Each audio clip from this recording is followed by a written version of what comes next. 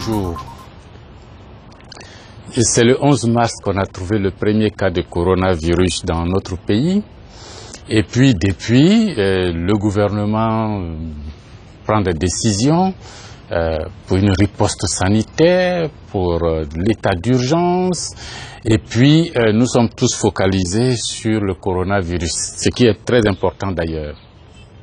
Des décisions ont été prises, je ne reviens pas là-dessus, mais la mission première du gouvernement en pareil cas, ce n'est pas de penser aux futures élections ou à la préparation du futur président de la République de la Côte d'Ivoire. Or, c'est tout ce que M. Ouattara fait actuellement. En un mois, il a fait voter sa constitution par les députés. Là, il a oublié que la mesure de distanciation sociale était nécessaire, mais ils se sont réunis pour voter. Il a fait une exception. Cette fois, pour le code électoral, il trouve que la distanciation sociale ne pourrait pas être respectée par les députés. Et donc, c'est pas la peine d'envoyer, de demander une autorisation aux parlementaires pour qu'il modifie le code électoral. Il s'assoit dans son bureau, il prend une ordonnance, il modifie le code électoral.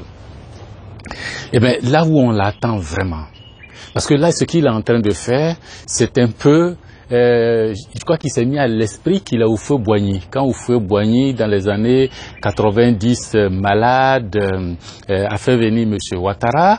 Ouattara a fonctionné un peu comme chef d'État à côté du feu Boigny. Il prenait les décisions, il a privatisé, il a racheté, enfin, il a fait ce qu'il pouvait faire à l'époque. Et aujourd'hui, il est même très fier de dire qu'il était président de la République sans vraiment avoir été élu à l'époque. Il fait pareil pour son poulain aujourd'hui. Si vous avez remarqué, depuis que notre pression, nos bruits, l'élévation de voix, la protestation, nos protestations ont fait qu'il a reculé en disant bon, qu'il ne sera plus candidat, on constate quoi? Il se met en stand-by et puis son poulain devant doit se donner une statue de chef d'État, celui qui décide, celui qui prend ceci, celui qui prend cela. Et puis derrière lui, comme il a dit aussi, je ne serai pas loin, je serai à côté pour... Ils sont en train d'avancer, j'espère que vous les voyez. Parce que là où on les attend vraiment, c'est sur le coronavirus. Tous les pays qui ont réussi à s'en sortir sur le coronavirus se sont fondés sur trois choses. Un, le système médical a renforcé de toute urgence et de façon qualitative. Notre système médical est hors service et le renfort, on ne le voit pas venir. Deuxièmement, l'appui aux populations les plus démunies, les plus pauvres, on ne voit pas venir. Et puis troisièmement, la construction de la confiance. Or, ce que M. Ouattara fait, c'est la destruction de la confiance, qui n'existait d'ailleurs pas à l'époque, et l'instauration de méfiance encore plus grave.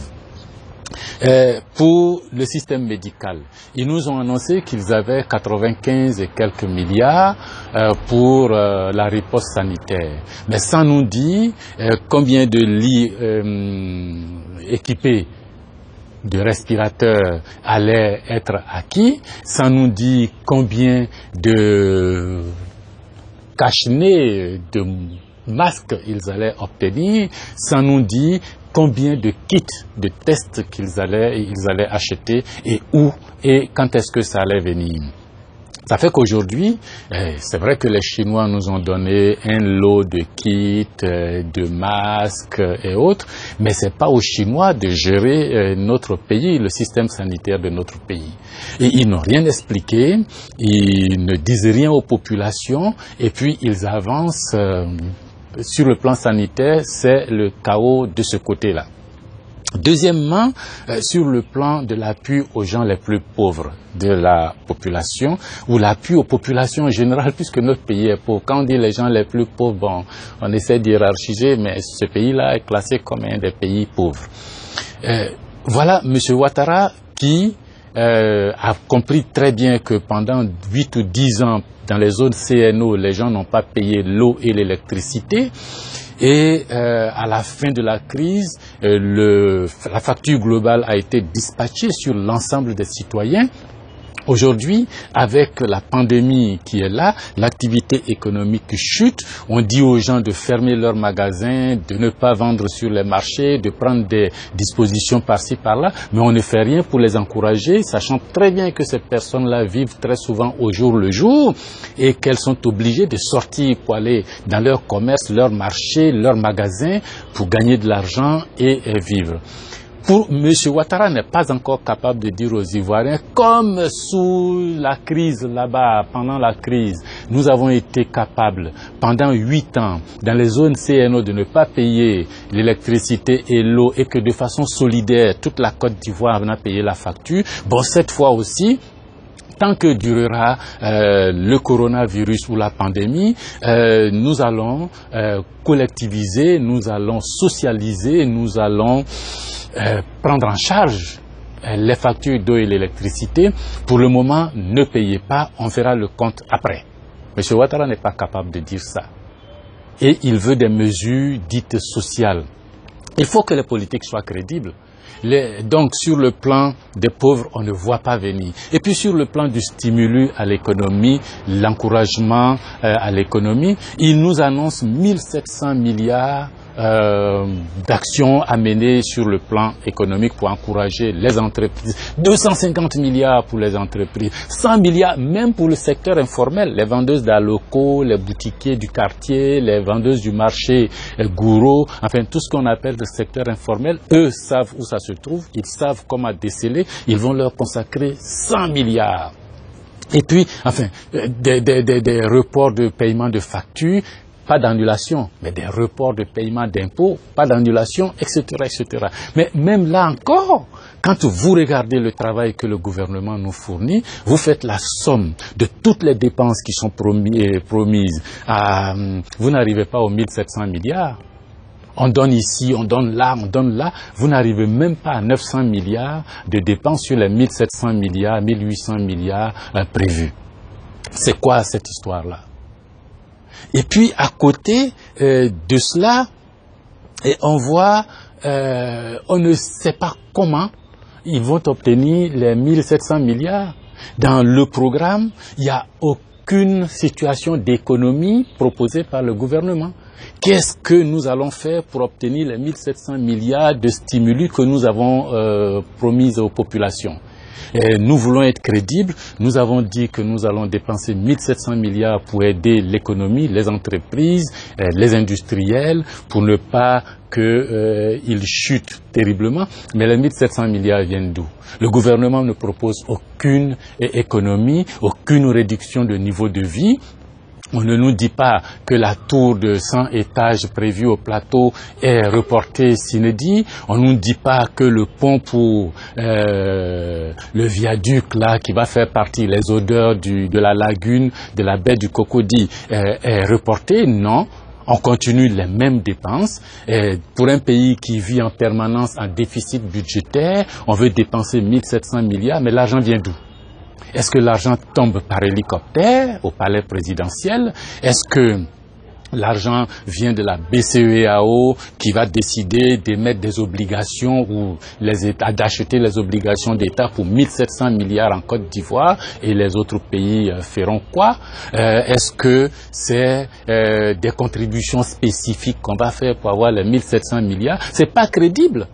Quand on dit, c'est-à-dire que M. Ouattara et son gouvernement pensent qu'un chapelet de mesures alignées, là, tac, on va faire ça, on va faire ça, on va faire ça, on va faire ça, milliards, ça fait un programme de réforme, un programme de relance, un programme de stimulation de l'activité économique. Non, un chapelet de mesures, ça ne fait pas un programme. L'origine de l'argent n'est pas connue, ce n'est pas crédible. Je pense que les Ivoiriens aujourd'hui, vous êtes en train de comprendre, sinon vous avez compris depuis longtemps, quelle est la nature profonde de ce gouvernement, quelle est la nature profonde de la politique menée par ce gouvernement.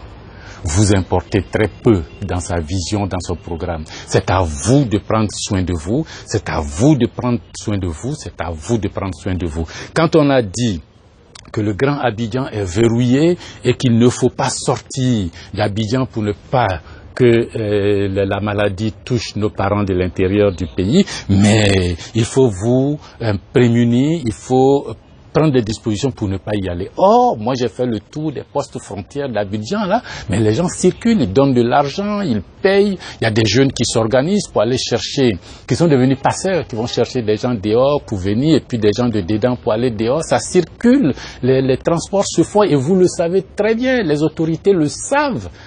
Mais rien n'est fait parce que vous n'êtes pas leur préoccupation. Peut-être qu'en définitive, M. Ouattara aura choisi le schéma que Boris Johnson avait proposé initialement pour la Grande-Bretagne et que la Suède suit aujourd'hui, c'est-à-dire l'immunité collective. On fait semblant de prendre des mesures parce qu'on ne peut pas annoncer aux gens que nous, comme on ne sait pas quoi faire, on va s'asseoir et puis la maladie n'a qu'à venir. Ce que ça va prendre là, ça n'a qu'à prendre et puis le reste là, on vivra. C'est ce qu'il a choisi vraisemblablement de faire parce qu'on ne voit pas ni sur le plan social, ni sur le plan médical sanitaire, ni sur le plan économique, on ne voit pas un schéma cohérent de lutte contre cette pandémie. Il ne s'agit pas d'instaurer l'état d'urgence, encore faudrait-il être capable de maintenir cet état d'urgence. Il ne s'agit pas d'instaurer la distanciation sociale et puis de regrouper les gendarmes et les policiers et les militaires dans des cargos côte à côte sans masque. Partout, on voit les forces de l'ordre en train de travailler. Les jeunes gens là n'ont pas de masque. Ils sont là et ça c'est les forces de l'État, c'est la représentation de la puissance publique. Et puis dans les marchés, comment si vous-même, État, vous ne respectez pas les normes que vous établissez, comment vous pouvez convaincre les populations de les respecter? Aussi bien sur le plan financier, que sur le plan économique, que sur le plan médical, que sur le plan social et culturel. Alors, je reviens là-dessus encore une fois. Population de Côte d'Ivoire, regardons l'avenir avec sérénité, recréons la confiance entre nous. Essayons de faire au mieux pour ne pas que cette pandémie nous arrive vraiment de façon générale et brutale. Lorsque les gens demandent à construire des centres de soins dans vos quartiers, s'il vous plaît, c'est comme si on venait offrir un hôpital au quartier. Ne prenez pas la disposition pour aller casser, c'est vous qui allez en bénéficier. Il y a bien une léproserie dans des villes, il y a bien un hôpital pour maladies psychiatriques à Bingerville, il y a bien un centre antituberculeux à Adjamé. C'est pas parce que l'hôpital est dans votre quartier que la maladie vient dans votre quartier. Mais c'est au gouvernement de vous expliquer, de vous approcher pour dire ce qu'on a envie de faire à tel endroit, à quoi ça va servir, pourquoi ça va servir, de rassurer les gens. Et si le gouvernement lui-même ne fait pas son travail, comment les populations peuvent comprendre? Voilà pour ce jeudi, parce que à côté de coronavirus qu'il ne gère pas, le monsieur il gère sa politique.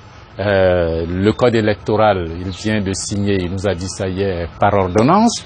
Il instaure une caution de 50 millions, il va demander des signatures pour le parrainage des candidats, et puis etc., etc. Il va préciser tout ça par décret le moment venu. Lui, sa préoccupation, c'est qui va être président en Côte d'Ivoire. Nous et vous, notre préoccupation, c'est comment faire pour que le coronavirus ne nous tue pas. Que chacun s'occupe de sa préoccupation, mais s'il vous plaît, prenez soin de vous. Ce qui dépend de vous, faites-le. Ce qui ne dépend pas de vous, prenez des dispositions pour que le malheur ne nous arrive pas. S'il vous plaît. Si vous pensez que ce discours vaut la peine, comme d'habitude, il faut partager, il faut liker, il faut en parler entre vous, il faut prendre vos dispositions parce que cette pandémie est sérieuse, elle est dangereuse, elle est brutale et nous ne sommes pas prêts du tout. Merci. C'est la main qui donne qui ordonne. Agissez. Donnez pour ordonner. Parce que celui qui rit de notre humilité et nous prédit l'échec ne sait pas qu'ensemble, nous avons décidé de transformer les montagnes d'obstacles en un merveilleux océan de succès. De nombreuses semaines durant, nous avons fait chemin avec Mamadou Koulibaly. Plusieurs centaines, parfois des millions d'entre nous ont retrouvé ardeur et foi à travers les jeudis de l'espoir. Les jeudis du renouveau. Quand la vérité en se dit, c'est pas Djaba Pampam. On est trop fatigué de ces paroles. Mamie, c'est l'autre chose graine, tout ça on ne veut pas. On regarde derrière moi là. Pour tout ça et plus encore, Nous devons aider le message des leaders à atteindre les contrées les plus reculées, les hameaux les plus inaccessibles, en contribuant au financement de caravanes de sensibilisation dans tout le pays. Donnons pour continuer d'y croire. Agissons pour ne pas sombrer dans le désespoir. Même si c'est baissé, même si c'est dégros en cas sciencé, je donne pour la Côte d'Ivoire. Je donne pour mes enfants. Je donne pour tous les grégataires du plat. Je donne pour la Côte d'Ivoire, je donne pour mes enfants. Je donne pour le progrès de mon pays. Je donne pour combattre la misère.